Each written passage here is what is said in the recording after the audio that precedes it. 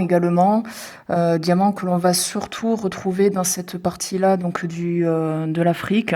J'ai téléchargé en fait une carte aussi qui vous montre, alors c'est une carte actuelle des ressources de l'Afrique, mais ça vous montre en fait les raisons pour lesquelles tous ces pays européens se trouvent très attirés par ces territoires nouveaux qu'ils ne connaissent pas et dont ils vont prendre possession. Regardez notamment le pétrole, le nombre de pays qui sont détenteurs de réserves de pétrole. Donc évidemment, nous les Français, nous étions concernés dans cette partie-là.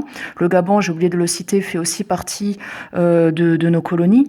Les Anglais, donc j'étais en train d'expliquer, s'installent sur cet axe-ci. Le Nigeria, le Soudan, comporte aussi des réserves de pétrole. Ils étaient aussi dans cette partie-là, Soudan du Sud, les Anglais. Et eux, en fait, comme ils ont, en plus de nous, ils avaient une flotte une marine très très puissante. Ils regardaient aussi, en fait, les endroits où ils pouvaient installer des ports, et en tout cas des territoires qui pouvaient assurer le ravitaillement de leurs bateaux et le commerce. Donc ils vont regarder ça.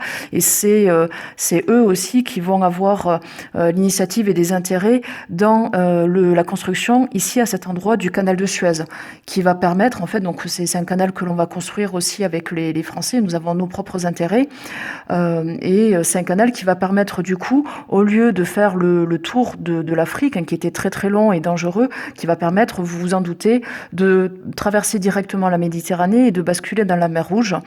Et donc ce canal de Suez, il va être reconstruit à la fin du 19e. Et donc, il va raccourcir considérablement les temps de trajet.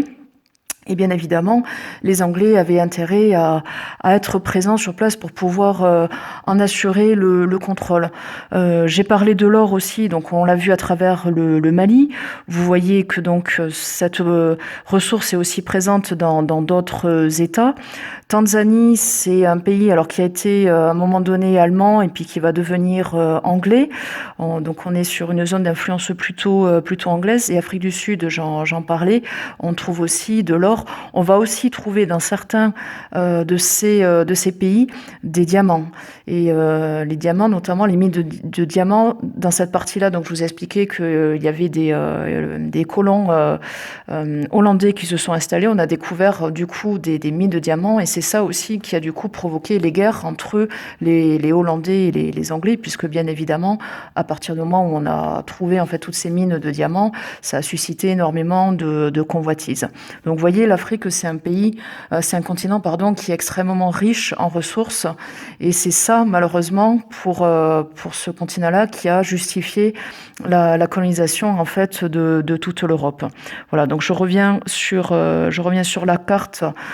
J'étais en train donc de parler de l'axe allant de l'Égypte ici à l'Union sud-africaine. Je n'ai pas parlé de l'Inde, ou plutôt de l'Empire des Indes. Si vous remarquez, il y a un S, on parlait d'Inde au pluriel à l'époque, et l'Inde en fait était constituée d'une zone qui englobe 3 pays désormais qui du coup sont devenus indépendants. L'Inde en fait a accédé à l'indépendance juste après la Seconde Guerre mondiale en 1947, et donc d'un côté a été créé le Pakistan, de l'autre le Bangladesh. Bien évidemment, ça ne s'est pas fait dans la facilité, avec des mouvements de population, avec des guerres. Il y a eu beaucoup, malheureusement, de décolonisation. Tout ça, c'est votre programme de 3e qui se sont déroulés de façon assez douloureuse pour les États en question. Vous avez ensuite, la Malaisie.